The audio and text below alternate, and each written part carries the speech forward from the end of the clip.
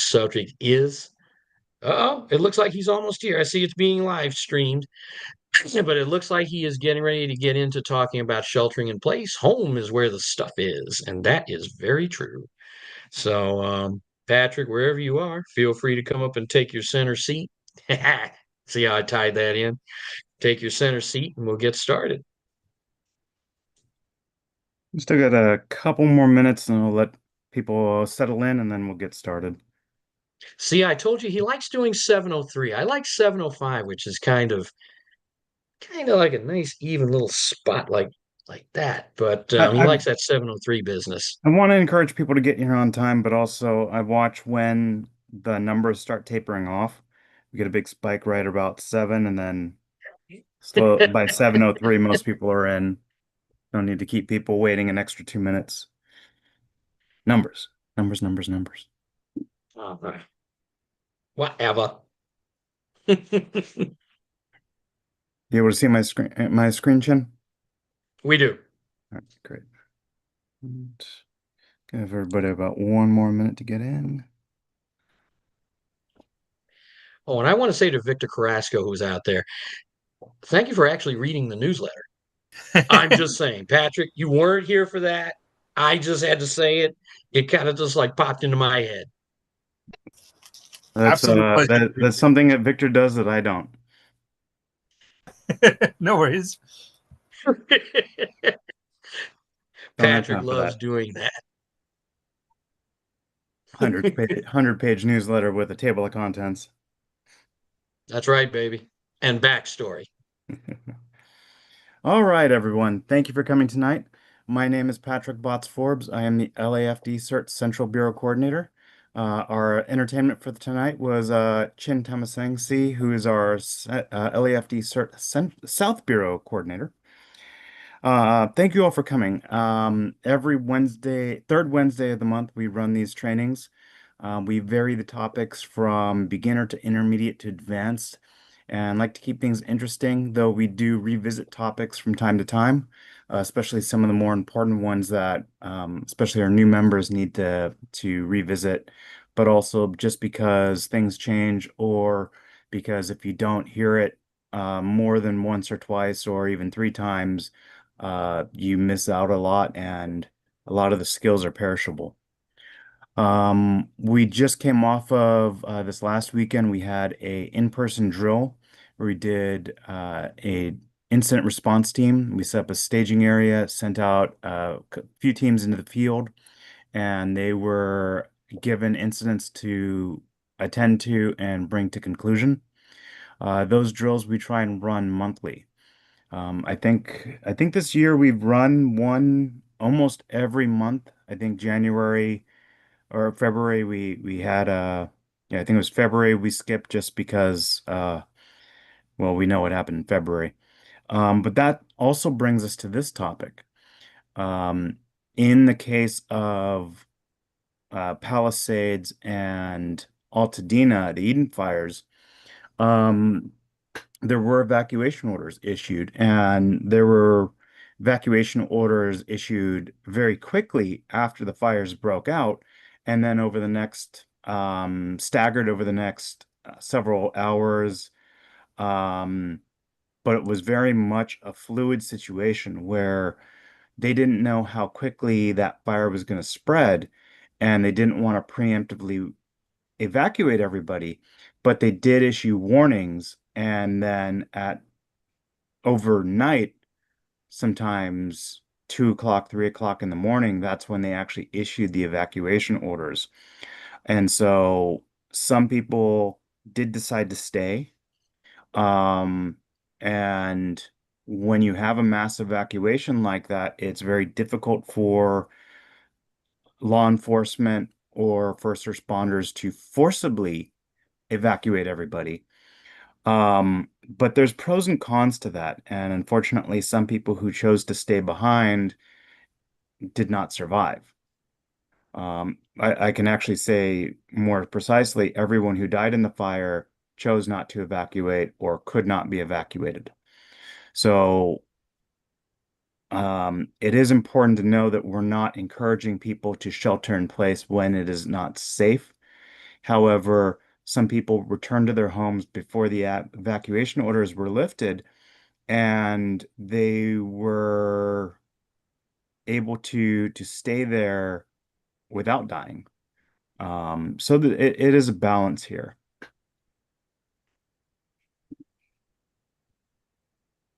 So first off, I think we need to clarify what a disaster is. And I took this quote from FEMA's definition, and it had a big chunk that I removed in the middle, but I think I got this quote narrowed down to pretty much a very concise definition. A disaster is an occurrence of a natural catastrophe, a technological accident, or a human-caused event that has resulted in severe property damage, deaths, and or multiple injuries that exceeds the response capability of the local jurisdiction and requires state and potentially federal involvement. You hear about disaster declarations being declared, and that is it's a legal procedure that has to be done before resources can come in from above. They say that all disasters are local. That means that a disaster occurs in one spot and it can expand from there, but it is a local disaster. And as it gets bigger, it remains a local disaster. But as it gets bigger and requires more resources, it can start from the city level to the county level to the regional level up to the state level and then to the federal level. Um, what's interesting is actually that um, a disaster declaration is issued by the governor of a state, and the governor of that state runs that disaster. So when the COVID-19 pandemic occurred, it was actually not a US or national disaster. It was 50 state disasters, with the governors of each state declaring a disaster and requesting federal aid. And each response then was up to the state of how they want to deal with that. And each state dealt with it differently. However, the governors were talking to each other, and of course, with FEMA and at the national level, because of how big a disaster it is.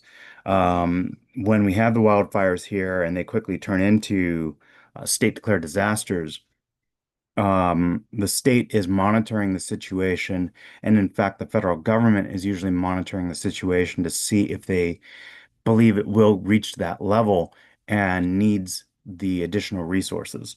Before it used to be that when a disaster is declared, it would take time to ramp up the response. Now FEMA is putting resources in place, pre-staging them so that when something like a wildfire breaks out and they know it's going to become big, they have the resources in place to really jump on it as soon as that disaster declaration is requested. Of course, the different types of disasters out there, if we break them down into the natural catastrophe, technological accident, human-caused events, these are a small subset of all the possible disasters, but of course, here in California, we're familiar with earthquakes, wildfires. Lesser known disasters to us, at least, are tornadoes and hurricanes.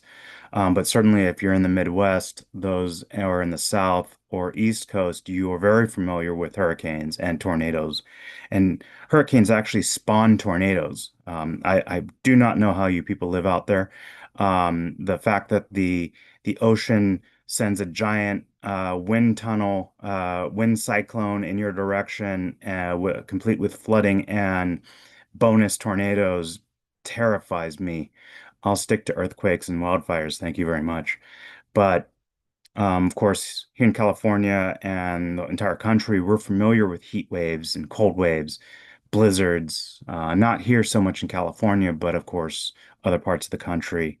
Floods. Probably the most significant disasters in California um, have been floods, actually, and they tend to go hand in hand with wildfires. We get a drought, We have a wildfire that breaks out.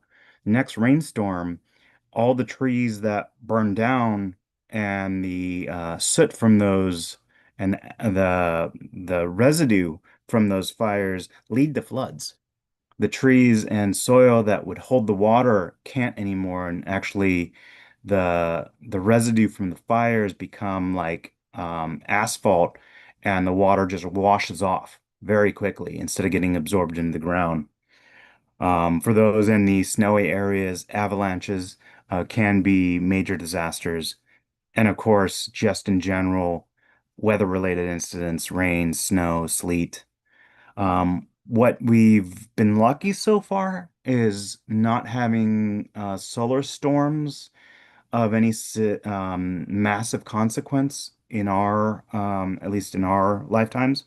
However, um, a significant solar storm could actually set fire to an electrical grid. Um, and render a lot of our technology inoperable. So it is something to be aware of. And that's why I also included in the technological accident, because if there is a solar storm, the technology that we rely on it for day-to-day lives may not function.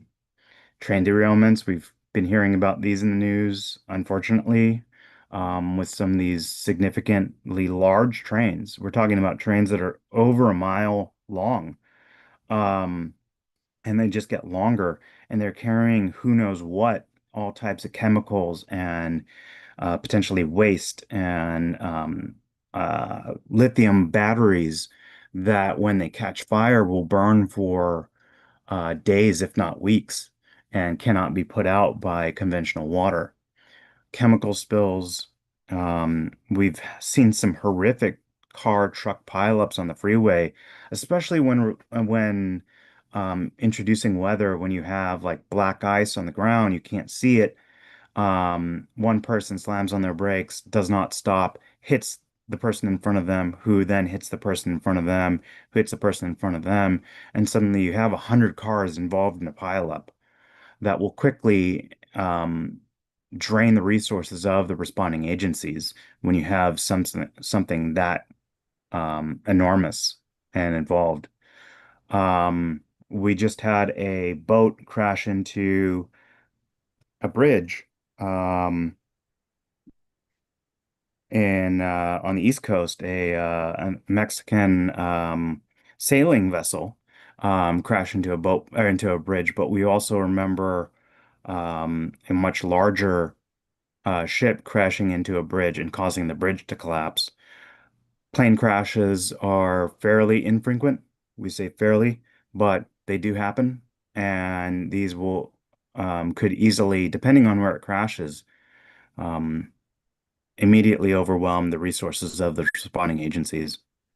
And then human-caused incident events, again, going back to the vehicle on the bridge or the plane crashes, but things like riots, arson, acts of terror, and those can be nuclear, chemical, or biological. These are designed to overwhelm the first responders, if not target the first responders. Unfortunately, we've seen that happen with some of the bombings where they set a bomb off at, say, one location, and then a delayed detonation goes off, trying to take out the first responders who are trying to help the people who have been injured. Fortunately, these are fairly few and far between. However, unfortunately, we've seen them happen. So if you're affected by a disaster, um, and when I say affected, I mean it's not you were nearby and you're inconvenienced by it. It's you're in the evacuation zone. You're in in the area that does not have power, does not have natural gas. The water is safe to not safe to drink. You really do have two options, and that's to evacuate, and that's generally what public safety officials, first responders recommend. Leave because it's not safe, or shelter in place. And this may not be the recommendation because it's not safe, or it may be the recommendation because it is safe enough to stay there. Of course, we're going to be focusing tonight on sheltering in place, but we need to keep that evacuation option always available. And when I talk about it, it is currently safe to be there in your opinion, but you need to be vigilant and be ready to leave at a moment's notice because it could suddenly become unsafe. And if you're sleeping there and it's now 3 o'clock in the morning when it becomes unsafe, are you going to be awake to hear the evacuation notice and get out? Um, or should you leave early? So how do you decide whether to evacuate or shelter in place? Obviously, listen to um, the government agencies, the first responders, emergency management departments. They will tell you to evacuate, or they will issue a warning if you will possibly need to evacuate. But again, very fluid situations. It doesn't take much for a small fire to become a massive configuration that, unfortunately, in the case of both Altadena and Palisades, happened in hours, um, if not minutes. Some of those fires broke out and it went from an acre to 100 acres to 1,000 acres inside of an hour. Um, so these kinds of disasters really spread rapidly, and that is why they're so dangerous. Um, and why we recommend that you have a go bag and that you have a car kit, because if you aren't home or you need to leave now, you don't always have time to pack and get ready and take your important belongings and have enough to survive for the next 24, 48, 72 hours outside of your home. But if you decide, or if a disaster occurs and when a disaster occurs, you need to assess your home, work, or your current location. Check with your family and coworkers. Make sure that no one's injured. Um, a lot of times it'll be someone's first disaster. Say it's an earthquake and they're a child. They've never experienced a massive earthquake, or they're new to California and they've never experienced an earthquake. It can be panic inducing, and we need to understand that um, people will shut down if they have never thought about the possibility of this and now they're faced with it. Some people will completely, totally lock up and shut down. And or one of the most important things you can do is reassure them, get them to unlock and start to be able to function again. Because if you're now trying to evacuate and you have a couple children that are panicking, that only makes it worse. Talk about your evacuation plans ahead of time before you need to evacuate. I forgot to put this in here, but practice exit drills in the home. Edith. Talk about, hey, if there's a fire in the main hallway, can you get out through your bedroom window?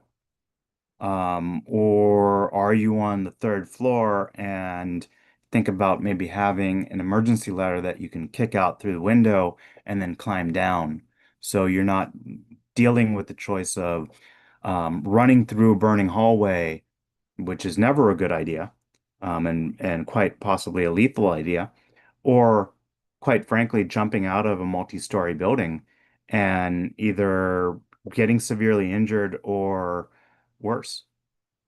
Um, Look at your home. If it's an earthquake, check your structure, make sure there's no damage or that the damage is superficial. And if you see two cracks that intersect in an X pattern, that means that the structure itself is shifted in a way that the structure is failed and is in the process of collapsing. That is not safe to be in. You quickly get out of there. And don't go back in until you have a structural engineer verify it is safe to be in there. Because we know with earthquakes, aftershocks happen and The aftershock is what causes the building to finish collapsing.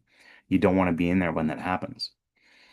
If the building is shifted off its foundation, or if you have a partial collapse or a total collapse of a section of the building, that building is not safe to be in. Utilities um, cause a lot of secondary or tertiary destruction. Um, and we saw this during, and it's not just destruction, but also impacts to the response. And we saw this again during the Eden fires and the Palisades fire, but we also saw this during Northridge, where if people had shut off the gas in their buildings would not have burned down. We saw this during the fires where buildings that had burned down were still burning because the natural gas was still running and that was keeping a fire going. Or where the building burned down, but you see water spewing everywhere because the water hadn't been shut off and is now leaking into a building or spraying into a building that doesn't exist. And that's taking water pressure away from the rest of the response. Electrical damage. If your electrical's been damaged, it can set fires or cause surges or other things. It's usually recommended that you shut off the power to make sure that that kind of damage doesn't exist. We know the electrical grid is fragile. We know that especially during a disaster, earthquakes, fires, there's extra load on on that electrical grid, and the power will come off and on. When it comes back on, it causes a surge, and computer equipment, lights, pretty much anything can get damaged from that surge coming back in. So it's usually a good recommendation to shut off your power after that initial disaster occurs and make sure that everything is functioning and stabilized before you turn the power back on. Otherwise, it can get quite expensive as you have to replace equipment that's been destroyed by those surges. The question is, the expectation is that there will be some kind of damage to your home. If you are in the disaster, by definition, you are affected by it. But is the damage more superficial? Is it something that you can remedy or fix? And if you have maybe a window that's broken, can you put up plastic sheeting or tarps with duct tape or board up broken windows? Um, so that you can continue living in there while that before that window gets replaced. And then, of course, turning off the utilities to make sure that any possible problems don't become worse just because of those utilities being on. And especially in the areas that have severe weather, can you keep your home warm, cool, and or dry? If you have a lot of rain and you have some damage to your roof, is your building going to flood? If there's a heat wave and it's 124 degrees out there because you live in the valley, and you don't have power or air conditioning, how hot is it going to get in your building and your home?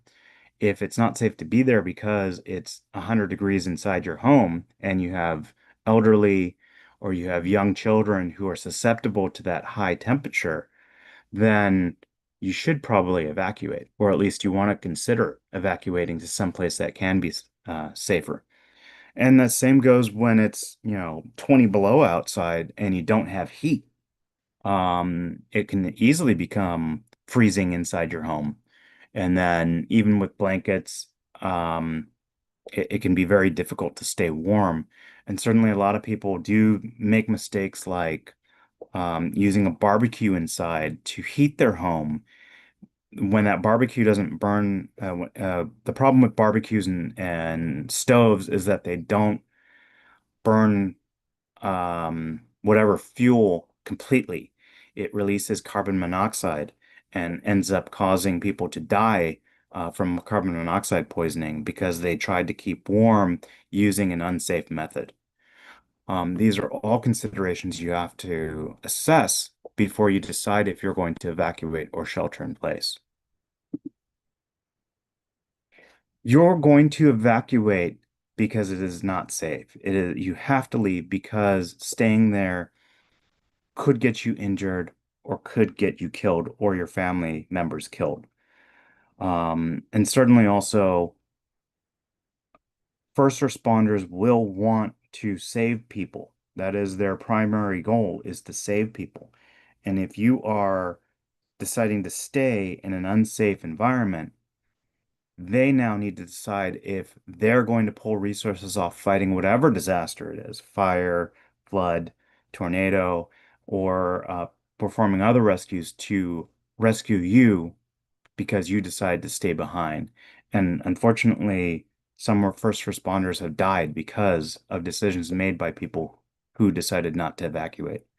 So when faced with that decision, your decision is really, do I get out now, right now, or do I have time to get the stuff I need, grab what's important, grab things that are irreplaceable, and then evacuate?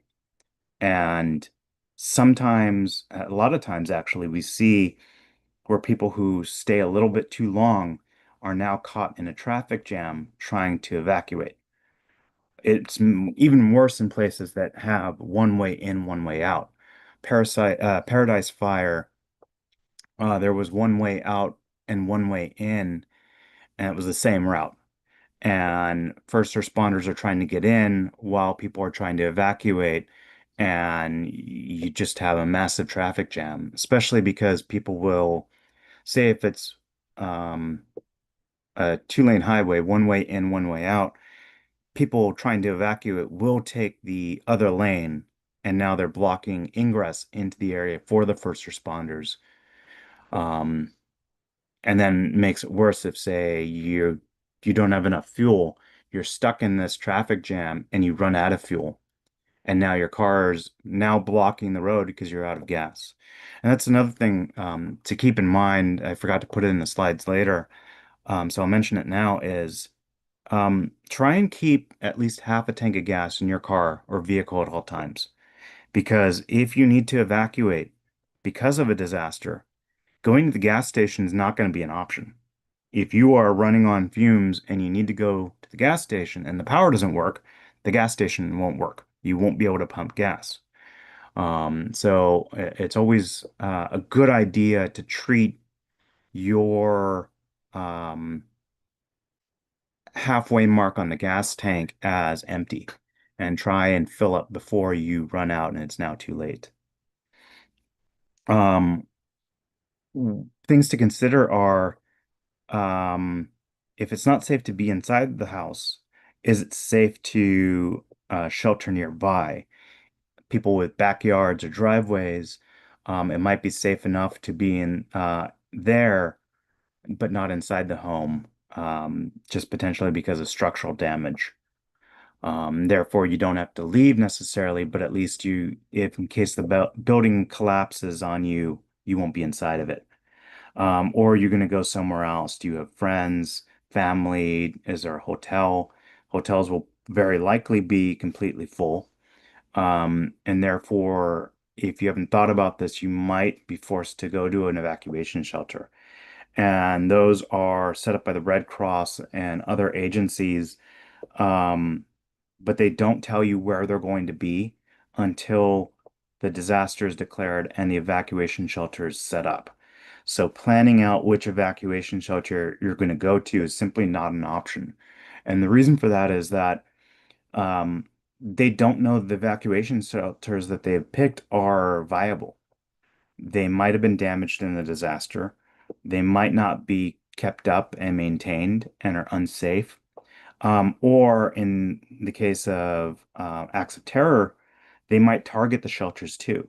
And so if they publicize those locations, you have the risk of someone plotting to attack the shelters where people have already evacuated to, which is utterly terrifying.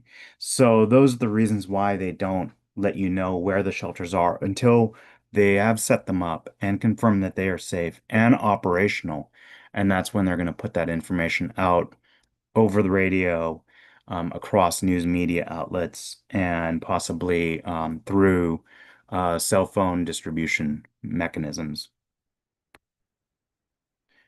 So, if it is so dangerous to shelter in place and to not evacuate, why would you want to consider sheltering in place at all? And quite frankly, as this presentation states, home is where your stuff is. You can only take so much stuff with you when and if you evacuate.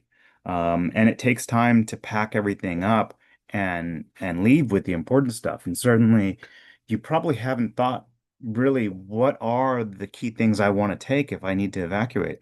And so that is maybe something that you want to do is start a list of these are the things I need to grab. Baby photos, uh, grandparents' wedding ring, or things that are meaningful, irreplaceable, um, that you definitely are not going to be burdened by taking, but you are going to regret leaving them behind. Um, and if you decide to stay behind and shelter in place, now you have the time to pack up your vehicle with the stuff that's important to you and make sure that you are ready to evacuate with the stuff you want to take with you. And unfortunately, as again, we go back to the Eden and Palisades fires, the evacuation orders that went out so quickly, and so wide, unfortunately, people were taking advantage of the situation. And you had stories of people coming home to looters inside their homes because the areas were completely evacuated. And there will always be a small number of people who would take advantage of that situation. If you are home, however, they're probably not going to want to, they're going to go to an easier target. They're not going to want to deal with homeowners that are there because they have lots of other targets that don't have people there. But also, you want to let people know that you're home if you are sheltering in place. Just because you want the looters to know that, but you want your neighbors to know that. You also want to let first responders know that you are there in case there is an evacuation order that happens in the middle of the night. If they don't know you're there and you are at imminent risk and you are asleep, first responders may not know to drive by and try and get you to evacuate. But if you make it very clear your lights are on or something, there's music playing, some sign that someone is there, then at least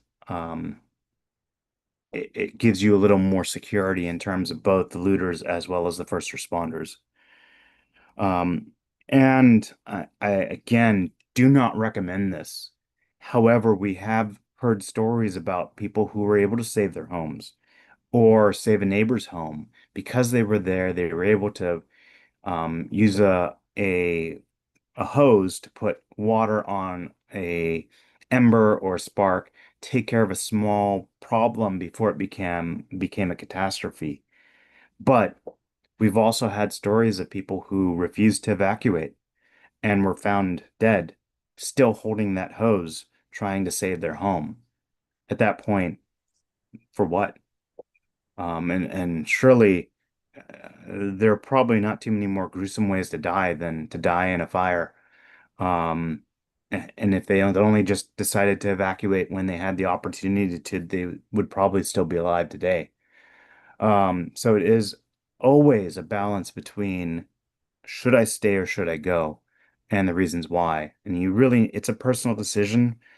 I will always err on the recommendation of the public safety officials, but it is a personal decision that you need to make and your family needs to make. If you decide to stay, make sure that you are ready to go and you are ready to get out of there when things go south. So, what should you expect when you shelter in place? You stay at home. Well, electricity almost guaranteed to be out. Natural gas probably going to be off as well. In most disasters, the water is going to be unsafe to drink because the disasters affected a wide area. Oftentimes, it is the water treatment systems that take the brunt of that, and they cannot guarantee the safety of the drinking water. We heard early on that there were areas that were under boil notices, and that was typically the recommendation is to boil the water because it's not safe to drink. But then very quickly it became, do not drink the water. It is not safe to drink even if you boil it because they don't know what's in it. And it could be stuff that is not killed by boiling it, or it could be heavy metals in there that make it unsafe to drink, or whatever. So always you want to consider having an emergency supply of water, even if the water is questionable. It's better to drink purified emergency water than take the risk of now giving yourself some other problem like diarrhea, or some sort of long-term disease or illness because the water was not safe to drink. Um, Additionally, we are so reliant on our cell phones that chances are the cell phone towers are going to be down or they're going to be overwhelmed. And we've seen this time and time again where um, cell phone networks only expect a certain number or percentage of their members to be on them. And when 80% of the people are using their cell phones instead of 8% of the people, those cell phone towers quickly collapse underneath the load. Or if the power's out, the cell phone towers only have maybe a few hours battery life and they go down and suddenly you have no cell phone. And again, when we saw Paradise, what happened is the cell phone tower was one of the first things to get destroyed by the fire, and now they couldn't even send out alerts to the cell phones in the area. So understand that that is a major problem because if you do not have cell phone signal or you cannot get alerts, that is now the primary way that first responders are going to send out those evacuation notices. That might be an indication that you should not be there if you don't have cell phone signal. Cable internet, a lot of people have cable instead of plain old telephone lines. And they have their phone lines with that cable internet. That cable internet is very likely going to be down. It also requires power at the residence. And a lot of times you'll have a battery backup on the phone that is only going to last a few hours. But if the cable internet's already out, that phone line, even if you have battery backup, won't do any good. It will not be usable. And I mentioned this earlier, if things get bad, first responders may not be able to get to you. They might not be able to know you're there. They might not be able to save you if you need saving. Certainly calling 911 from a disaster area may not even work. So if you need help, understand that you might be on your own. And so that is definitely a consideration if you decide you want to shelter in place. And again, that And, outbound traffic. Yetchin? if I can throw in a little something funny and bizarre at the same time, one of the things we saw while we were up in the Palisades, when we were doing our patrols in the various neighborhoods, we ran into a gentleman who did stay behind. He sent his family away, but he stayed behind to take care of his home and the homes around him. He ran into a very interesting problem while he was there, and he had been there for days by the time we had met him. Um, as many of you know, the Palisades area was secured by Los Angeles Police Department, the Highway Patrol, even the National Guard.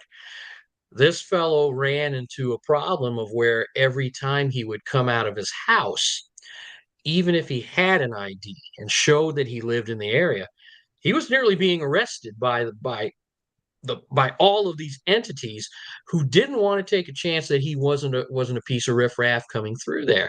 So that's a very interesting experience. And he told us while we were sitting in front of his house, and we actually left him with a couple of cases of water and Gatorade. That he was really roughing it out there. And in fact, the day we met him was the first day he had taken some kind of shower because he managed to get a handle on some water and everything like that. So you have to understand that sometimes if you do remain in those areas, it can go the opposite way on you. It's you know you live there and you can prove you live there, but the situation is so dire, like the Palisades was, that nobody's taking a chance. So those are some of the things you have to look at. And like Patrick may have said earlier, sometimes the simple thing to do is just get out. Patrick, I just wanted to throw that little experience in from the Palisades. Yeah, absolutely. And one consideration is really, do I evacuate early? If I'm in a evacuation warning area, do I evacuate now or do I wait for the evacuation order to be issued? And the thing to consider is that if everyone else is getting out at the same time, you're going to have traffic getting jammed up. And we saw this with Palisades. We saw this with Paradise. It's not necessarily the best idea to stay until you're ordered to go, and then it might be too late. If you are stuck in a line of cars and the fire is coming down on top of you, there's no way out. There's no way out. And then one other thing to consider is the stores are going to be closed. So if you do need to go replenish supplies, you're going to have to go outside the area, and now you're going to have to try and get back in, and you might meet with that complication of they're not going to let you back in. So you've decided you're going to shelter in place. What are the things you want to look for? Well, again, you want to check that your building is safe to be there. Um, and reassess it because you might have missed something.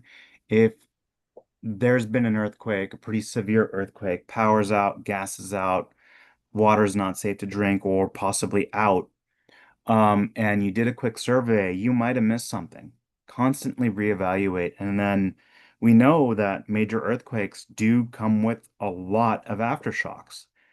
Northridge, I remember there were aftershocks, but we hear about the more recent earthquakes, like I'm blanking on the California city that experienced it, but on the 4th of July and the day after, they had thousands of aftershocks, and some people were just so rattled by it because every time they felt a little aftershock, it that question goes up in your mind, is this a bigger one or is this just as bad?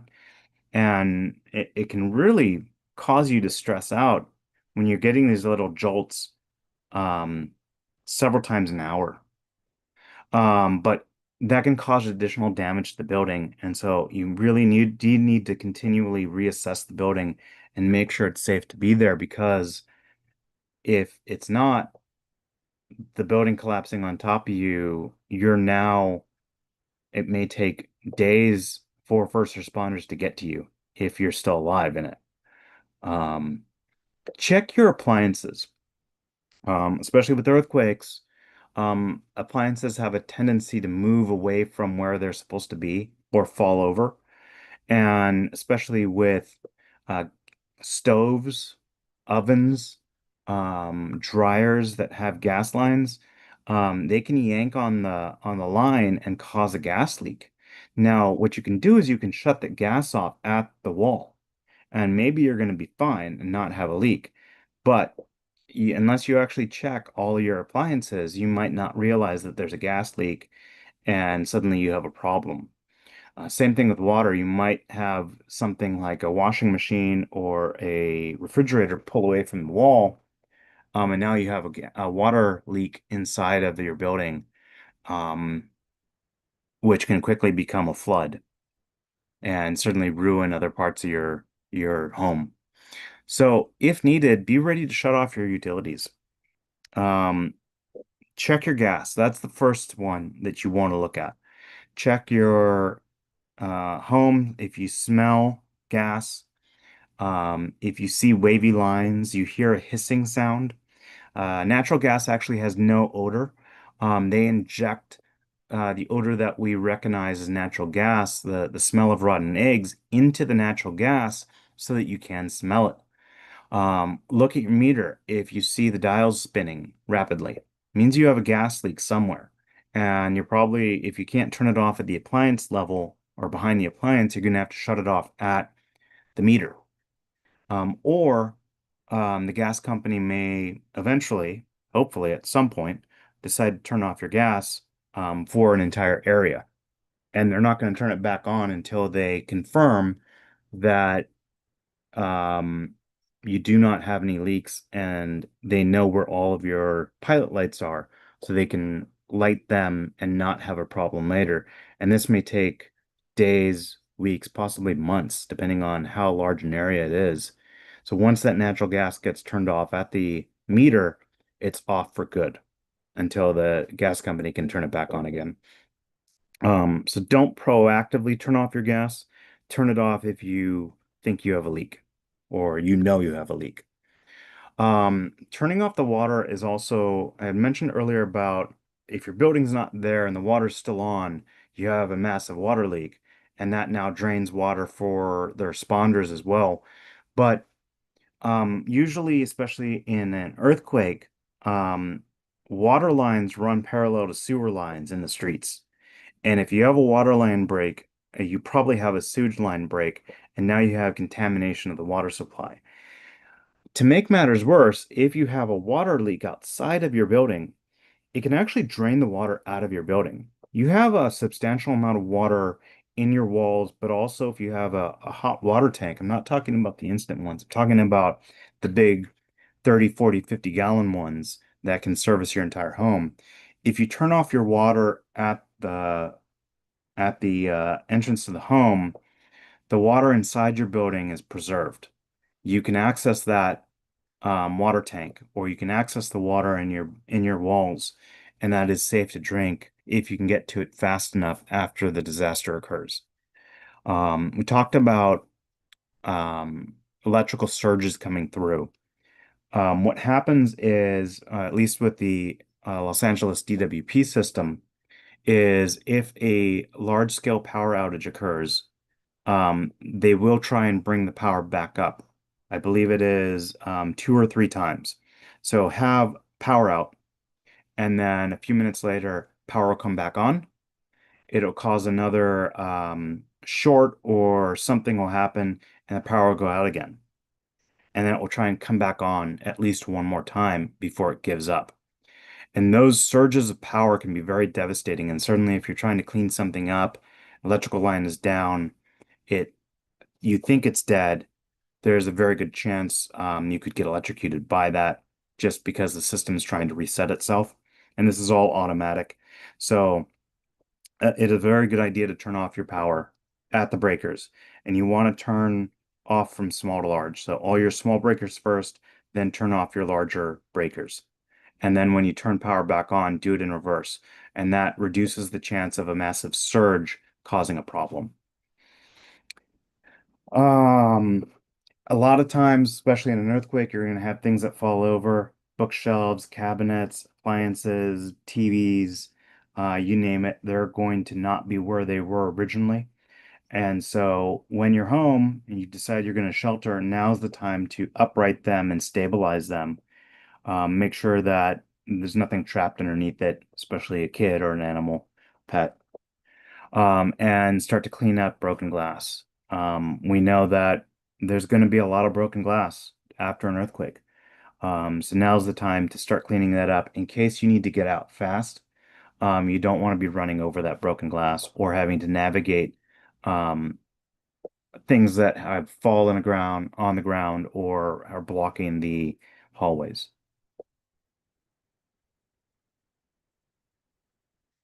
I mentioned this earlier. The number one thing you really want to do is if you decide it is safe and you're going to shelter in place, is organize your stuff.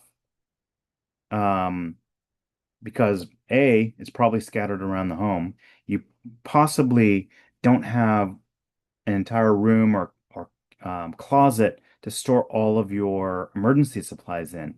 So you're gonna have to start pulling them together and making them accessible for yourself. But at the same time, if you need to evacuate, have all of your stuff ready to go. So it's something you can just grab, throw them in the car, and get out of there. Your power is probably going to be out. Your refrigerator is going to not last long. You do not want to open your refrigerator and freezer more than you need to. Refrigerator, that stuff is going to go first. The refrigerator is going to stay cold for maybe 4 hours, less when you start opening it. And the stuff in there, things like milk, eggs, um, meat, those will go bad rather quickly. Now, the interesting thing about a freezer is if you stuff a freezer full, I mean like pack it, it will last up to 48 hours if you keep the door closed. A half full freezer is only going to last 24 hours um, before everything starts to defrost. And so it's a good idea if you have extra space in your freezer to put cold packs in there. And that way you have the cold packs, A, to preserve the temperature in the freezer while the power's out. But if you need to move things into coolers, you now have those cold packs or frozen packs to pack the coolers with. Um, if you have an option to cook raw food, it's a good idea to do that rather quickly because raw food will spoil faster than cooked food. I'm not going to get into the safety recommendations of the FDA or whoever else on how long you can leave pizza out in the open for or smoked meat out in the open for without refrigeration. It's probably less than you think it is, but everyone has those stories, especially in their college days, about, oh, that pizza's been there all weekend, but I'm starving and it's still edible, maybe. Um, if you have a propane or butane barbecue or camping stove, that gives you an opportunity to cook some of this food, especially since your natural gas is probably going to be out. If the natural gas is not out, than your electricity is. A lot of times our stoves are um they have electrical starters and you can't light your stove, but if you have a match or a lighter, preferably a match, you can actually get your stove going and possibly your oven. It's a little more difficult and dangerous to do that. But at the very least, if you can have your stove going and you can cook food, boil water, those are good options for um, using up that food before it goes bad. And again, clean up damage, make sure you're ready to evacuate because things can change very quickly. And it could be safe right now, but in another hour, it could be we need to get out right now. Check on your neighbors. Um, a community that stays together and works together can really survive difficult situations a lot easier than a single family or a single person on their own. We do hear about those survivalists, but um, a community makes things better. And so check on your neighbors. Did they evacuate? Are there any of them injured? Do they have damage to their homes? Um, are they prepared to stay and for how long? And share your plans. If you can trust your neighbors, share your plans with them. If you don't trust your neighbors, then maybe don't share your plans with them. But everyone's going to have to reassess this and assess this for their own. But working together with your neighbors to share supplies, share resources, and share manpower, quite frankly, it may be a task to clean up or to get things going by yourself. But if you have multiple neighbors who can all work together, you can make these jobs easier. The saying "many hands make light work." It really is um, impressive how a group of maybe 5 to 10 people can take care of a daunting task very quickly, and then you can take care of each other's daunting tasks as a group instead of each trying to do this on their own and it taking weeks to accomplish by yourself. One other thing is you're going to discover that not everybody's going to have what they need. You might not have everything you need. You thought you were prepared, but when you go and actually need something, um, You can share resources if you want to with your neighbors. For example, a single barbecue can cook multiple meals using the same amount of gas as it does for one meal. Why use up all your propane for one meal when everyone can kind of pitch in and then have that food last longer and that propane last longer? There's also a tendency that you have a lot of one supply and you're completely missing other things. You might have a lot of rice, and someone else has a lot of beans, and someone else has a lot of canned tuna, and someone else has a lot of canned spam or chicken or beef. Um, Bartering, trading can make a long-term um, disaster much more palatable, much more comfortable to be in when you're sharing and working alongside your neighbors. What should you have in your home? For those that have more space, you can have a lot of stuff. For those of you in smaller apartment buildings, this is a massive problem. The recommendation is to have at least minimum, and this is not enough, but if you have it, at least you're not um, in dire straits from minute zero. 3 days of water per person in your household and family member. And that is 1 gallon per person and pet per day. So minimum, if you live by yourself, a minimum of 3 gallons of potable, shelf-stable water. Or um, if you cycle out your water, you can at least have 3 days worth of water that's not maybe long-term shelf stable. That is minimum. The recommendation is more like 21 to 30 days as ideal. But if you think about that, a family of four, 21 gallons of water is 84 gallons. That's a lot of water to store. And if you're in a small apartment building, that's going to be difficult. So this is something you're going to have to figure out on your own, and everyone's situation is going to be different. But having at least the minimum to get started with, you can probably do that fairly easily. Having more than that, getting to closer to that ideal, you can get creative to do it. In terms of types of shelf-stable water, there are the vinyl pouches. Um,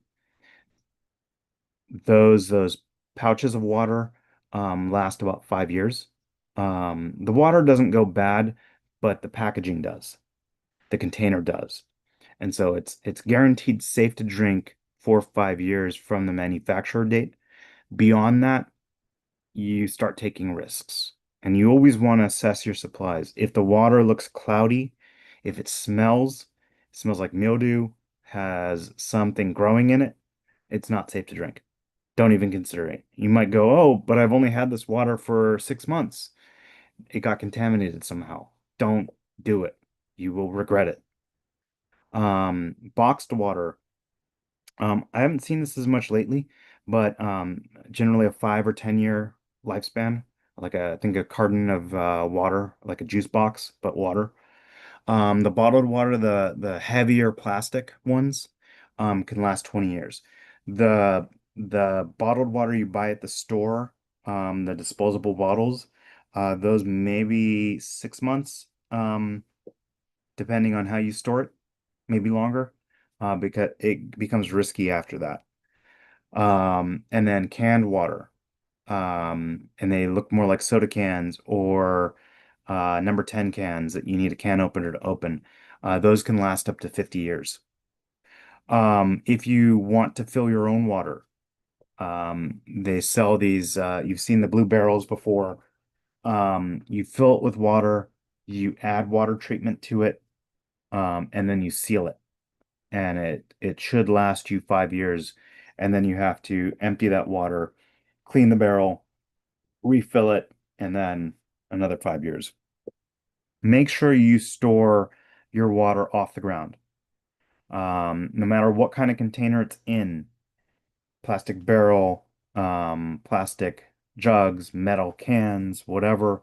Do not store it directly on concrete or cement. The chemicals leach through and will destroy the packaging and contaminate the water. So put down plywood. Um, if you're going to put down something like cardboard, check it periodically because I've found that cardboard on the ground will, cement and concrete will deteriorate as well and fall apart and possibly have the chemicals leaching through the cardboard as well. If you have a shelving unit, plastic or metal, something wood, that's the best option really on how to store stuff. Non-perishable food, canned food, dehydrated food, those food bricks, they're Coast Guard safe rations. Those are good options because they last a long time. But if you have canned food, make sure you have a manual can opener to open it and be able to eat it. And you're generally going to want some way to heat it. Eating cold food out of a can after a disaster is a great way to ruin any kind of morale. A nice hot meal does wonders for making people feel like it's not as bad as it really is, or not as bad as it could be. And again, that goes back to the propane or butane camping stoves or barbecues. Have a kettle so you can heat water. Storm-proof matches or lighter, so that you can light those, the stove, if you still have natural gas. And then the coolers, again, you pack them with ice packs. You can go get ice or dry ice from outside the area, bring it back, and at least you can keep your food cold and safe without power. Um, Recommendation is also for paper plates, cups, plastic utensils. You don't want to wash dishes with a limited water supply. If you need that water for drinking, you don't want to waste it cleaning. It's easier to just throw stuff away, or at least put it in a trash bag and get it out of sight, and then throw it away later. Sanitation is going to be very critical, and this is always what Chin loves to talk about. Um, we have biological needs, and I'm not talking about those biological needs. I'm talking about something that if we do not do on a regular basis, it leads to medical problems and hospitalization and possibly surgery. You do not want to be trying to hold in, um, not go to the bathroom. Um, it leads to medical problems very quickly and things. If you do not go to the bathroom, have to go somewhere, and it is not a pleasant medical experience to have that happen inside your body. So, with that said, a 5-gallon bucket with a pool noodle, or you can get a custom toilet seat that's designed to go on this um, makeshift toilet. Um, get a contractor bag to put inside the bucket, so you can get rid of that waste. Cat litter works for cats, works for humans too. It absorbs and, I wouldn't say neutralizes, but at least absorbs the liquid and maybe helps eliminate some of the smell. And then you can use that to throw it away so you don't have bags of just liquid everywhere. And what's in that liquid, I'll leave up to your imaginations. Extra toilet paper. I cannot emphasize this enough. We saw this during COVID. Everybody loves their toilet paper. And if you've gone camping before, having a real toilet with toilet paper is so much better than having to use leaves or other things to clean yourself with. But that said, wet wipes, baby wipes for cleaning your hands. They make wipes that are used for waterless showers for cleaning yourself. Because again, if it's not safe to drink the water, it's not safe to shower in it either. Unless you have a pool that maybe you can use that water for cleaning stuff with. You're going to want to not take the risk of accidentally drinking contaminated water while you're showering. But at the same time, if you don't keep yourself clean, if you don't um, every day or so, maybe a couple of days, wipe yourself down with a waterless shower, things get smelly, things get infected, things get nasty pretty quick. And you're just going to feel better if you have a way to clean yourself.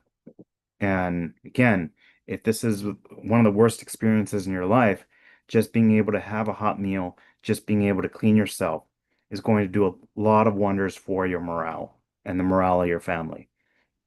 Um, for purifying water, non-scented Clorox bleach, even the concentrated stuff, the numbers change. You can look up the numbers on purification. What's interesting, however, is that Clorox bleach has maybe about a 6 month shelf life, and then every 6 months after that, the concentration dilutes. So if you have a bottle of bleach that's been in your laundry room for 3 years, might not be as potent as you would need it for purification purposes. Um, for the women here, or those with daughters, feminine products are also important to think about. And I will leave it at that. Hand sanitizer, also good for cleaning and sanitizing your hands when you don't have access to being able to wash your hands with soap and water. Oh, let's go back to the contractor bags. They make them with extra thick. We're not talking about a trash bag here. Trash bags can leak easily. The contractor bags are going to be very useful for all sorts of things, not just the sanitation stuff, but also covering up broken windows, removing debris, and that extra thick stuff is going to make it more difficult to puncture them by random debris. We recommend that you have a emergency bag underneath your bed. And the reason for that is that um, if you're in your bedroom and there's an earthquake and things shift, you may not be able to open your bedroom door if the structure is shifted, or you may need to break out a window to get out. And so having supplies accessible to you is going to be critical if you do actually experience that problem. Have a flashlight per person with extra batteries.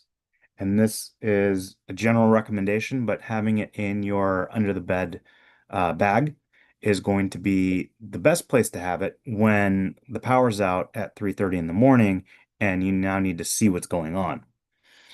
Don't store batteries in the flashlight because they will corrode and may ruin the flashlight. And if they swell, you might not be able to get the battery out to put fresh batteries in. So get extra batteries and keep them in their original container. You can tape them to the flashlight so that they're together and then available and usable when you need it. Um, Oftentimes you're going to find that if you put batteries in something, when you actually go to use it a few years later, the batteries have drained out and they're not usable. So that's something important to consider with all your electronics. A whistle. If you can only yell for help for so long, but you can blow a whistle for a very long time. Does not take a lot of effort, and you can actually get whistles that are louder than you can possibly yell. So if you need help, you're trapped, a whistle is going to be the best option for you. Have that in your bag. N95 dust mask. Things are going to be in the air, things you do not want to breathe in. And so you need to protect your lungs and your throat and your mouth and your nose. And the N95 is going to be one of the best ways to do that. Make sure it fits you. Most people don't realize that N95 masks actually need to be sized for each person. And if you just go buy random N95 masks and haven't tried them on, you might discover that they don't actually fit. And if they don't fit, they're not useful. Goggles. I always thought it was dorky to have goggles. Um, but that dust in the air, dust is going to get in your eyes. Safety glasses aren't enough to keep the dust out of your eyes. If things have fallen over, things are broken, there's dust in the air. Those goggles are going to be the best thing to keep your eyes safe, especially if you have contact lenses or you just have sensitive eyes. Leather gloves that fit. Yeah, we like to give out the large size leather gloves in the kits. For those with smaller hands, they're just not practical. Or if you have extra large hands, even large size may not fit you. So make sure you have gloves that fit. And I say leather gloves because the synthetic materials melt. Leather is more resistant to heat. You don't want to pick up something hot and have it melt the plastic, or vegan leather that is really just plastic, and have that melt onto your skin. That's a good way to need to go to the emergency room at that point. Hard hat or bump cap, things are going to not be where they were. Aftershocks, things are going to get thrown around the room. You might not be stable. You might be bumping around. If you hit your head against something, um, it's not going to be a pleasant time. So having that hard hat just to divert a bump away from your head, is going to keep you a lot safer than trying to navigate with blood dripping down your face. And then that pry bar and emergency tool is if you need to pry open the door or break out a window, you're going to find that invaluable. Things to have not necessarily in your under the bed kit, but just in general. Um, Phone charging bank is number one. Power's not out, but your phone still works. Or if you have maps downloaded locally, um, that phone is going to be your lifeline, and having it die on you because you didn't charge your phone is going to be very problematic. A battery powered or hand crank weather radio, NOAA weather radio, they will be broadcasting information on those channels, especially if it's a weather related disaster. That's when, and the power's out. This is probably going to be one of the most reliable ways to hear about what's going on. First aid kit. And I'm not talking about a small one, I'm talking about a decent sized one. Um, Foot injuries are the number one um, injury during an earthquake. You're going to step on stuff. Things are going to be all over the place. Being able to clean and bandage a wound is going to be invaluable. If you do not clean or bandage a wound, it will probably get infected, and now you have a minor injury become a medical emergency and have to go to the hospital, possibly lose fingers or toes or other things due to infection.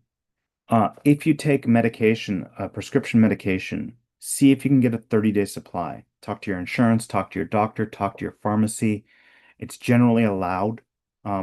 Cost prohibitive, perhaps. You're still gonna have to pay for it, but see if you can get at least a 30-day extra supply of your prescriptions, especially for the ones that are critical to staying alive.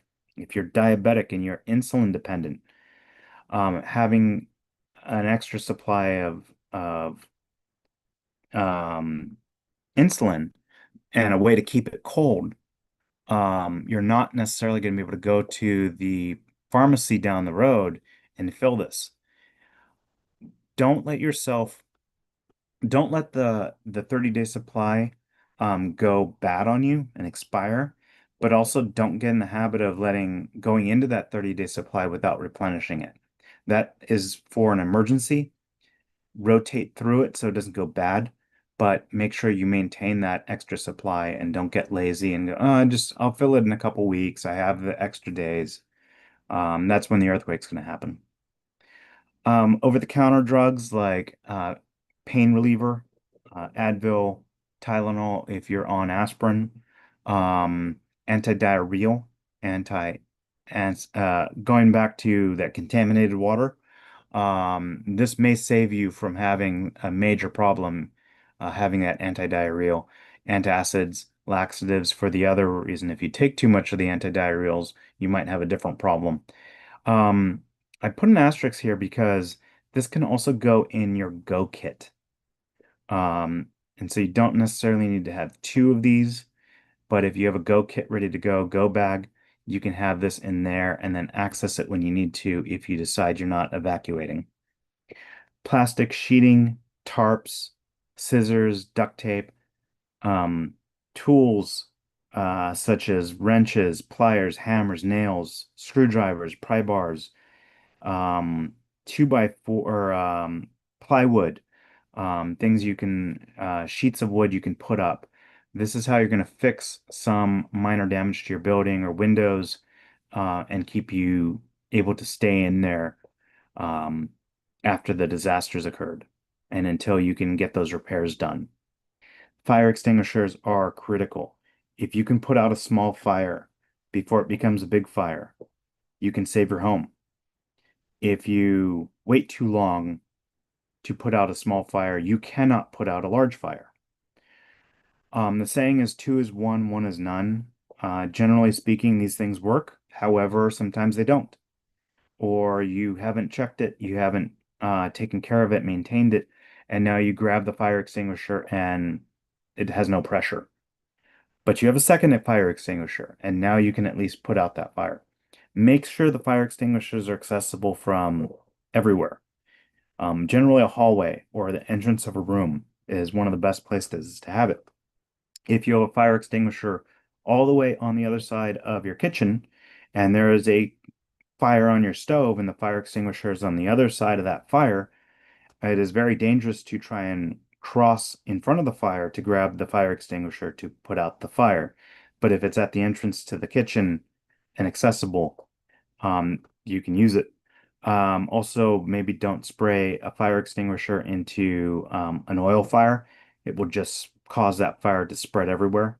You want to cap off the fire with um, a cover um, and smother the fire that way.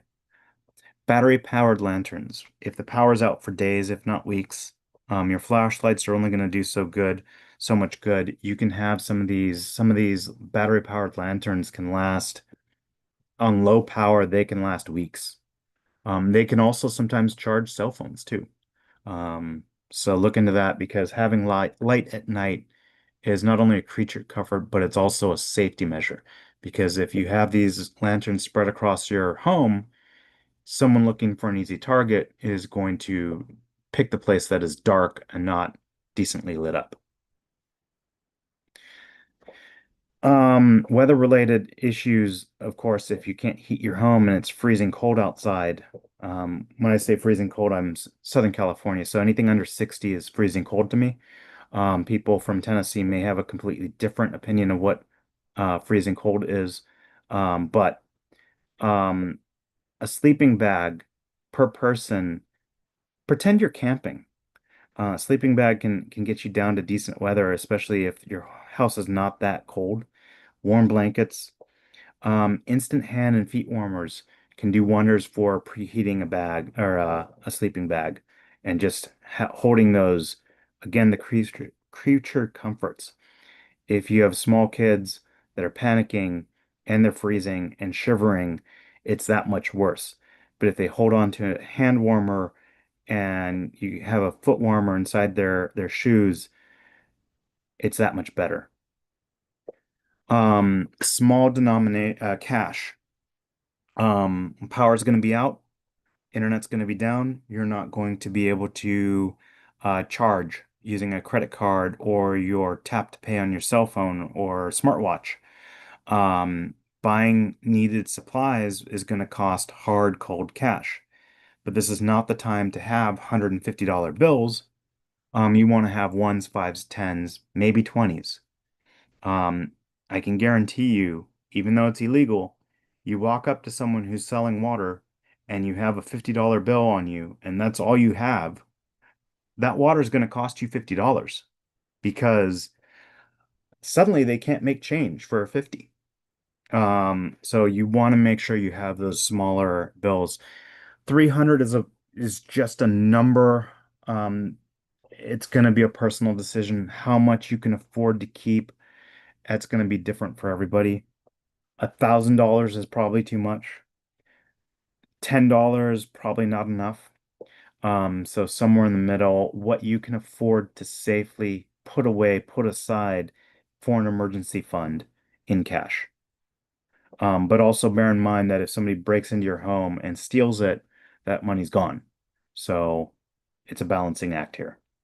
Um, Hard hat, we mentioned that earlier, but this time with a helmet light, because if you're trying to work in the dark, using a flashlight takes up a hand. But if you have a light on your helmet, you're able to actually keep both hands free, especially if you're doing medical, you're trying to bandage someone in the dark. Um, get a light that has a red setting.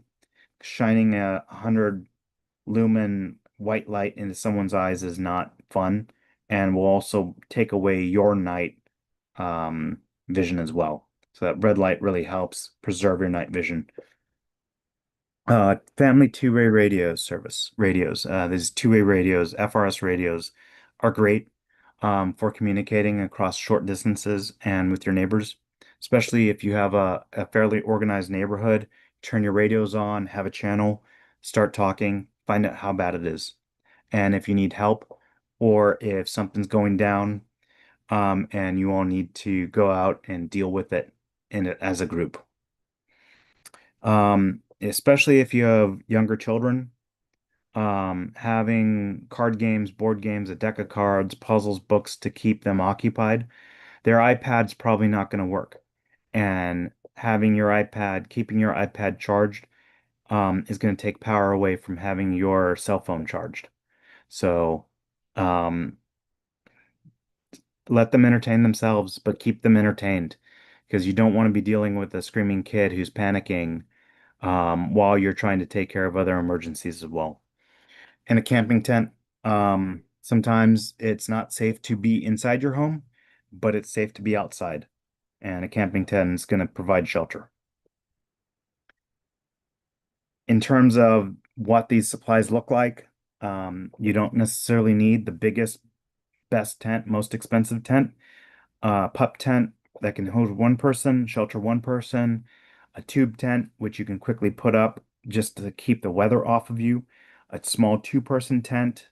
These are all viable options. If you already go camping, you probably already have these supplies. Easy enough. In terms of blankets, you can get the disposable Mylar blankets or reflective ones, the emergency blankets. Those are amazing in terms of taking up very little space, but when you need them, they can be used for a lot of different things. Signaling, um, you know, creating in a improvised oven. You can do a lot of things with them. In terms of the sleeping bags, you can get an emergency sleeping bag that doesn't take up much space, or if you have regular sleeping bags, you already know these. You already seen these. I mentioned keeping the water off the ground, food off the ground, using shelving units, um, but also look into 55-gallon drums. Look into stackable plastic containers with lids. You can stack things up vertically, strap them to a wall so they don't go flying across the room during an earthquake, or come falling over on top of you. You can get creative, but at least that lets you keep most of your supplies in one place. If you do need to spread them out, that's understandable. Not everybody has the place to put all their supplies in one area. Sometimes you can put some of your supplies in the garage or in a shed outside. Every home is going to be different. You're going to have to figure that out on your own. Food and water should be kept cool and dry. That generally means inside.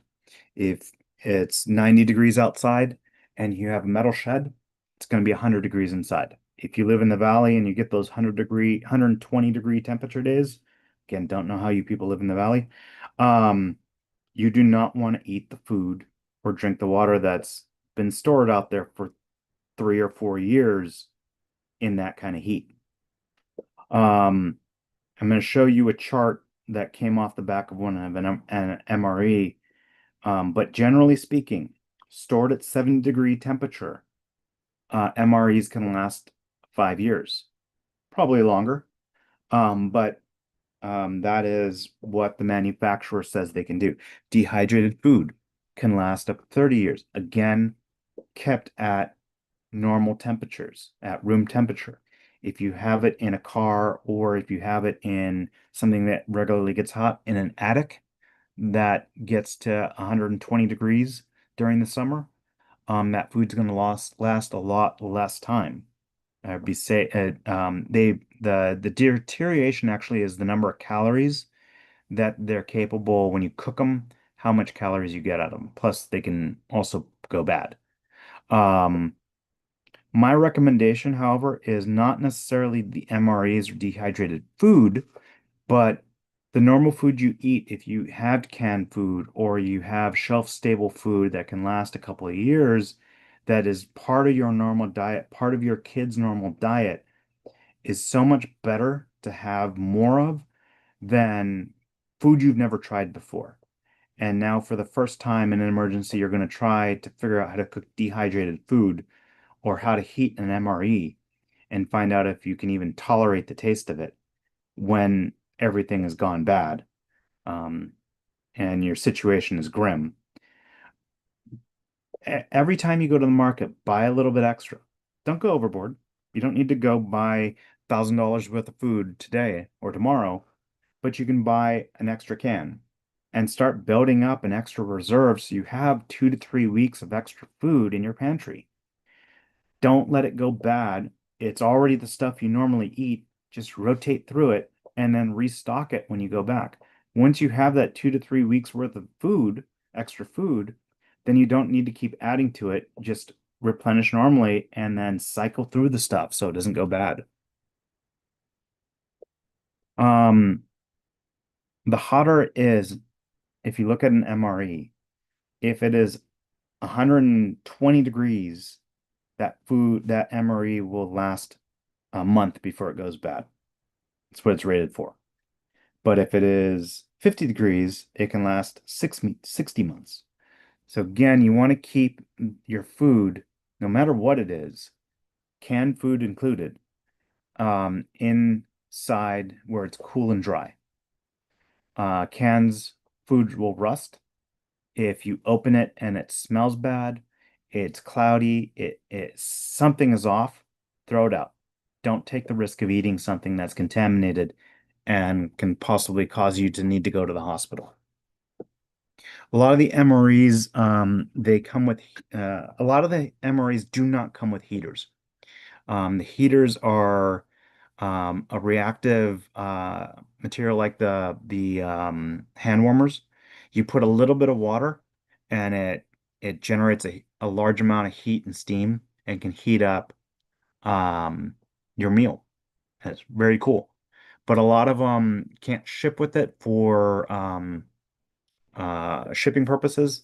And so you might have to get the heaters separately, or they just may not come with heaters, or you might have to heat it up some other way. Again, going back to the barbecue or camping stove, or even boiling water and heating the MRE pack in water. This is examples of shelving units, storing things nice and neat. You might want to put bands around them because, again, if you store cans like that and there's an earthquake, those cans are going to go flying across the room. In terms of a bug out bag or a go bag or a car kit, um, this is stuff if you need to get out, you can grab a bag and you have what you need to get through the next few days. A backpack is my recommendation if you prefer a duffel bag. A backpack generally and atomically is going to be easier to carry for most people than a duffel bag over a shoulder. But however best works for you. Have an extra set of sturdy clothes. This can be older clothes that you don't wear anymore, but you want it to be decently rugged because if you're having to stay in them for a few days, or you're going to have to go through some uncomfortable areas that are not the cleanest, having clothes that rip easy are not going to do you that much good. Extra pairs of underwear, socks. I would have a few more extra because if you can't shower, but you can at least change your underwear and socks, you can last a little bit longer in those clothes than you otherwise would normally be able to.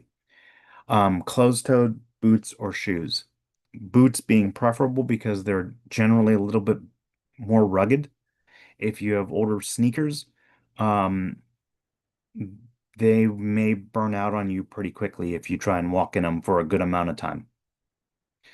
Um, the MREs and the canned food are not good to keep in a car because of the heat.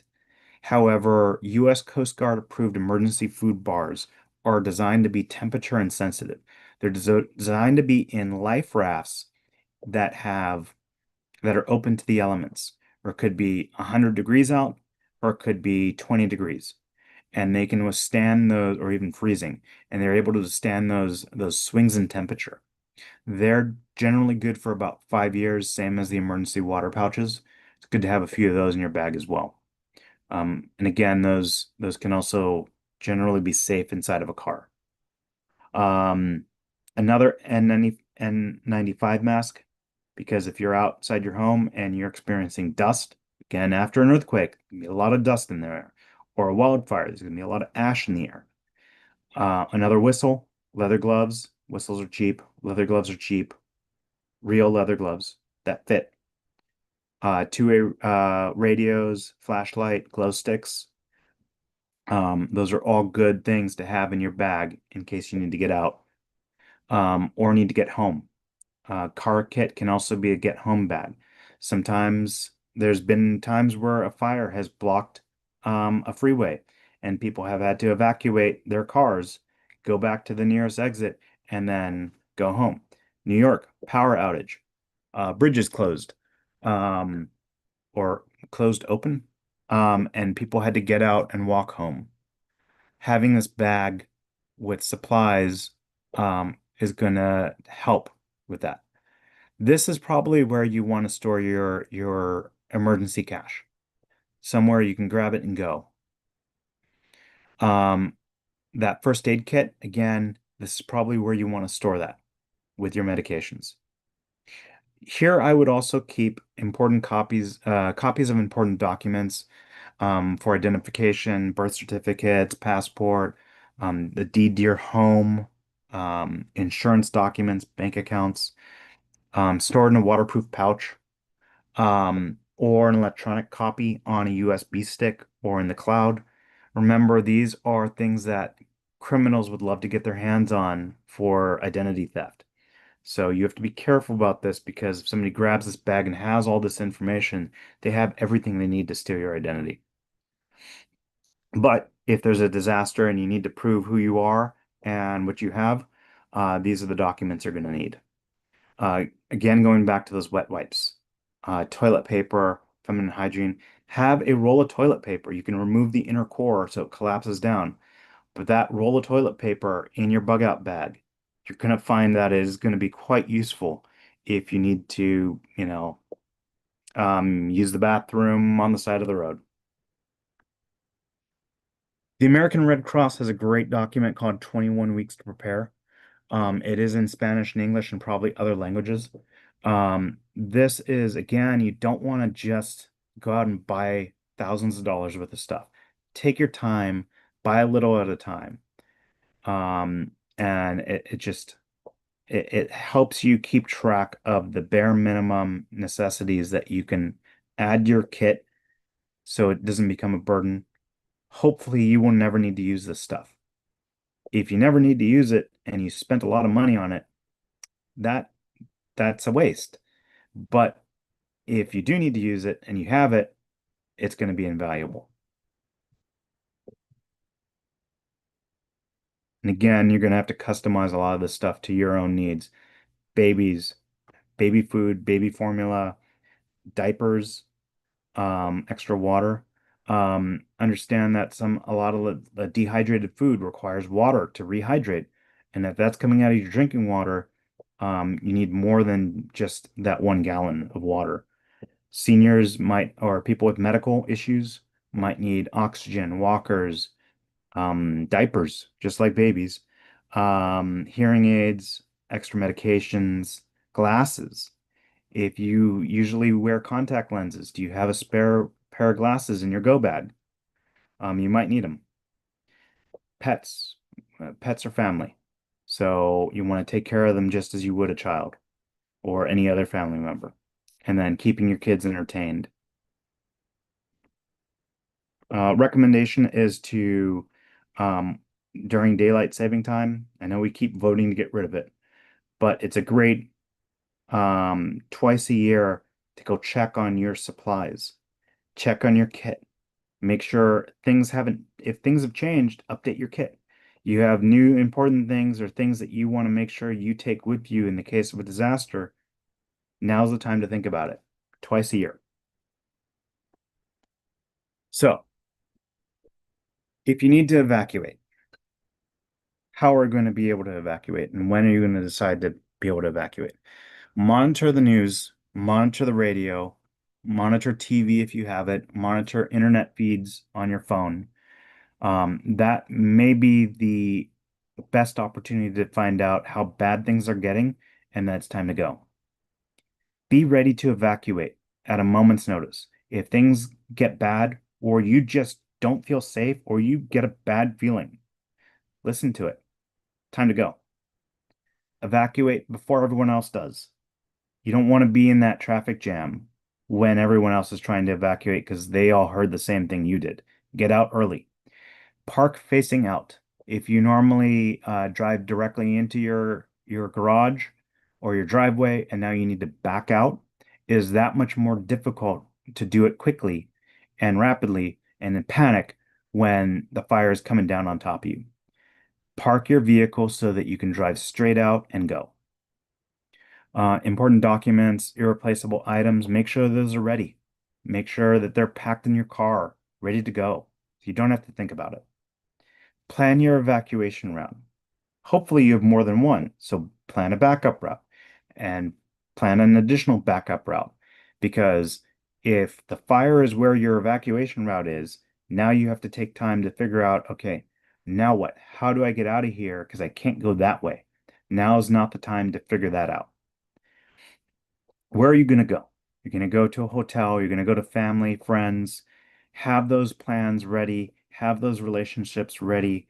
So, hey, if things go bad, I know I can go to my sister's place or my parents' place or my cousin's place, or I know I'm going to go to friends who have said I can stay with them. Hopefully, I don't need to, but you want to have those plans ready and not it's 2:30 in the morning and we've just been ordered to evacuate and I don't know where to go. Again, if you get that gut feeling, it's something's up, you don't feel safe, something feels off, listen to it. Evacuate when you feel like you need to, when it feels unsafe, when it feels like it's time to go. Talk to your neighbors, let them know that you're evacuating.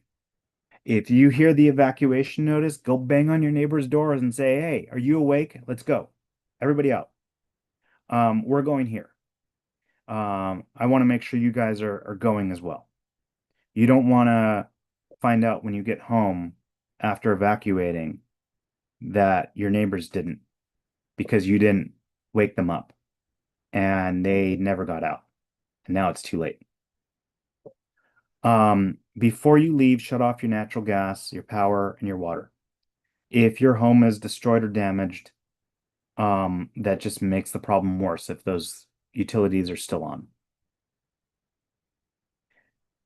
If you have pets, put up a sign that's visible from anybody walking up, that there are animals inside and they need to be rescued. Hopefully you can take your pets with you. Also, it's a good idea to have a card on you, that says you have pets at home. If you are out and you get in a car wreck or something, and the paramedics pull you out and you're in the hospital and no one is there to check on your pets, that card will let the first responders know, hey, check to make sure that these pets are taken care of. And they possibly will. You can get supplies all over the place. If you live in Southern California, SOS Survival Products, they have a great showroom, but they have not opened the showroom since COVID. But you can do will call, so you can order online, you can call them, and then go pick up. You just can't go in the showroom, unfortunately. Major Surplus in Gardena. is more like a survivalist, military surplus place. Has a lot of these supplies too. Made more prepared in Torrance. I don't know if they have a storefront. Never been there. LA Police Gear has a lot of emergency supplies as well as some more durable clothing and bags. They have showrooms in Valencia, near Magic Mountain, and Ontario. The Supply Sergeant has a store in Burbank and Hollywood. Again, military supply as well as survival training, but all sorts of camping gear there as well. Very good, good place to start your supply stockpile. Amazon, of course, Costco, REI, they all have this stuff. Buying food in bulk at Costco, but they also have the dehydrated food, they have vegan food, all sorts of stuff there. And then at REI, of course, has the food as well as the camping gear.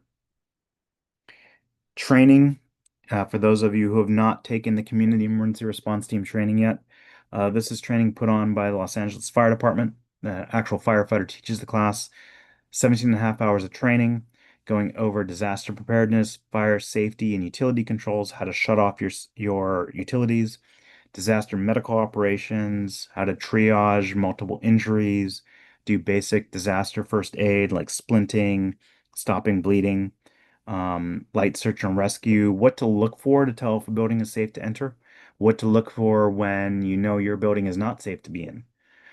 Team organization, disaster psychology, and that those nasty things that happen when people decide that they want to make a political statement violently, and how to avoid that, or what to do if you find yourself in that.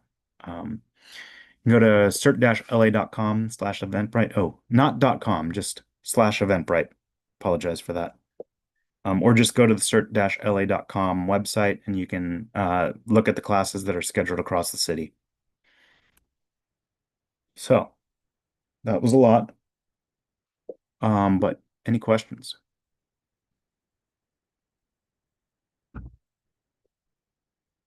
And there's been a lot of chat. 90 new messages. Oh, Chin, have you been monitoring the chat? Do you have anything that we should bring to the forefront here? Well, it's like I'd have to take kind of a look here. A lot of people have been talking back and forth and answering back and forth. I'm not sure there's a lot to come up for the discussion. I would probably say to everybody, if you do have a question, raise your hand.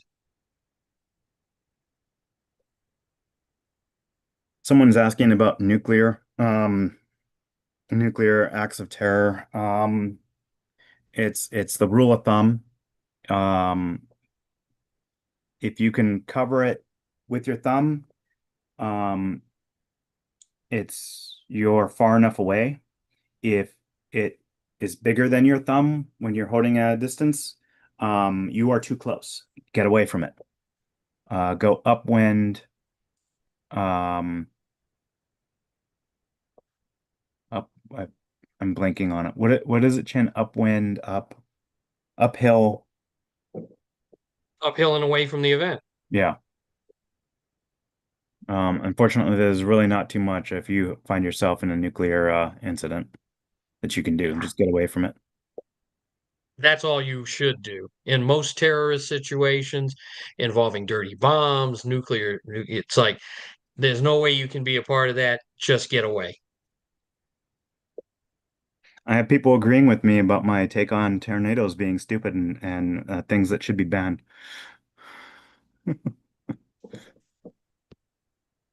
It would be nice. Mm.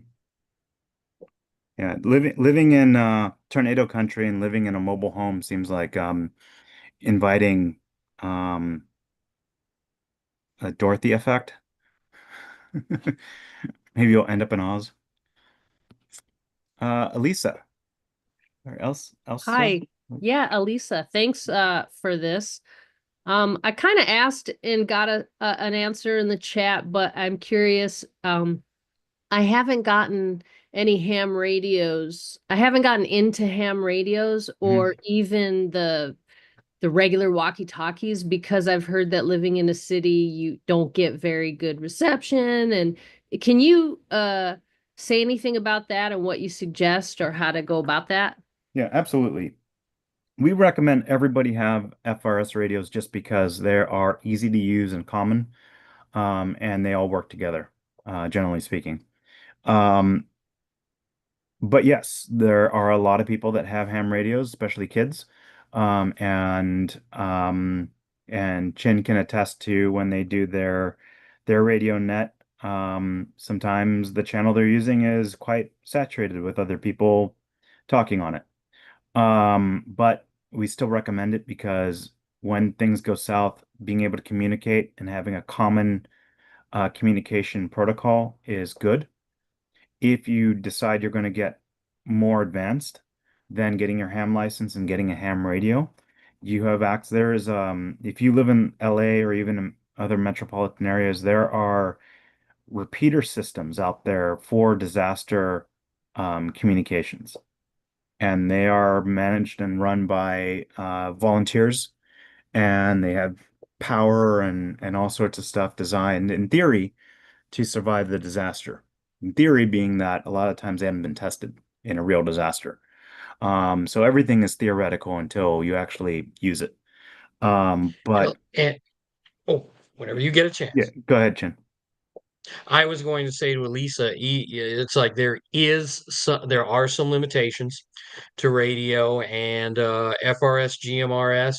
If you're in a heavily dense area, like for instance here in downtown Los Angeles, you might get about a couple of blocks out of it. If you're in other areas that are a little bit low rise and less dense, like being on top of the Hollywood Hills or in the Baldwin Hills, or in another open area, you can get miles out of it. But I want to say to you that even if you get a couple of blocks of operation out of those radios, at the very least, it can give you some kind of situational awareness of what's going on in your general area after a disaster. Um, I will tell you that many of us in those hard environments have figured out ways, and it comes through practice and it comes through using those radios to squeeze a little bit more out of them. They may seem to have limitations, but they are highly, highly effective pieces of equipment in times of disaster for communication. Thanks. Absolutely. Okay. There's a question here about shutting down solar. So solar power is interesting. Solar power is direct current off a solar panel. To make it usable in your home, you need to have an inverter to make it into usable power. Those inverters are generally speaking utility tied. So when the power goes out, it kills the inverter so that that inverter is not feeding power back into the grid, and that's intentional. It means that during a power outage, your solar power is not going to be able to provide power to your home. But that's also so it doesn't feed power back into the grid, electrocuting the people who are trying to fix the power outage. If you do and are allowed to, and that I think also depends on your utility, if you have a grid-tied system with a transfer switch, either automatic or manual, you can transfer power so that you're no longer part of the grid and your solar panels are able to power your home and possibly a battery system.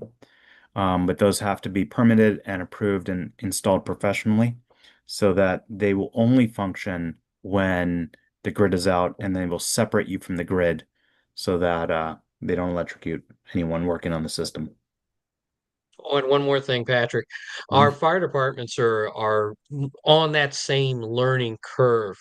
A lot of them are not always sure that when they come to a house that has solar panelings and everything like that, if the system is out, if it's on, or whatever. And they have had some instances where firefighters have been zapped a little bit by it. So it's such a new technology that everybody's still on a learning curve, trying to figure out just how it works and how do you deal with it in times of like disasters and other things. So it's Mhm. definitely something new that we'll be learning for the next few years. Yeah, and if it's not installed by a professional and it's kind of janky, it puts people at risk. Don't mess around with electricity if you don't know what you're doing. Someone mentions having big Arrowhead water bottles that have been stored outdoors on the concrete and often in the sun. Yeah, those are probably contaminated. Hate to break it to you. I would throw them out and start over. Even the like Sparkletts bottles, sometimes you'll find that there's contamination, there's something growing and moving inside of it, especially if it's in the sun. That's where that stuff likes to grow. Um, but those water bottles are not, even though they're heavier duty plastic, they're not designed for long-term water storage, and you're looking at probably 6 months. Um, get the stuff that is designed to last for 5 years or more.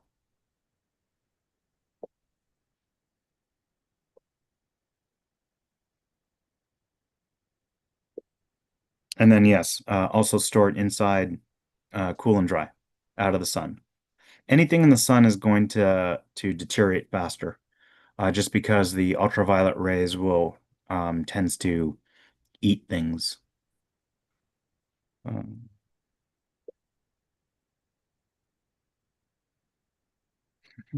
Valley is often 100 degrees, so in some shade, is that okay? Yeah. Sometimes in the shade it's 100 degrees. Again, don't know how people live out there. Every time I go to the valley and it's 120, I get out of my vehicle and immediately like, what is wrong with you people? I say that now. It was 80 something degrees today and I was not happy. Your blood's getting a little thin there. Yeah, I live in Southern California for a reason and not in the valley. Now you know why. Now you know why I get so crabby when we have to respond on fires in the valley.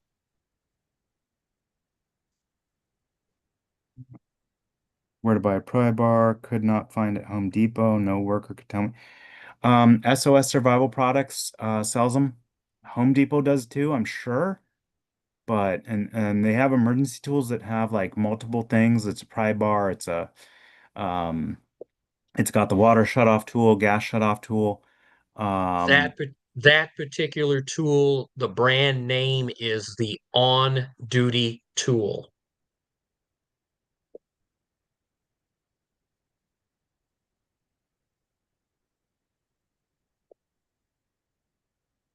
all right, well, it is almost 9 o'clock. I am, oh, geez, there's still 68 more messages out. Thank you everybody for coming. If you have any questions, we'll stay on for a little bit. I'll like continue reading through here, but thank you so much. I hope you learned a lot or learned a little bit or learned something. Um, we don't have a topic yet for next month, but every third Wednesday of the month. And then our next in-person drill is going to be June June 8th. 12th, I believe. June 8th. June Sunday, 8th. June That's 8th. close. And we'll put up the Eventbrite for that and post it on the LAFD CERT -LA.com calendar. So you can sign up for that and come out and join us. Hey, Patrick, Yeah, Chicago Fire season finale. I have not been watching it. Thank you guys for your time and your expertise.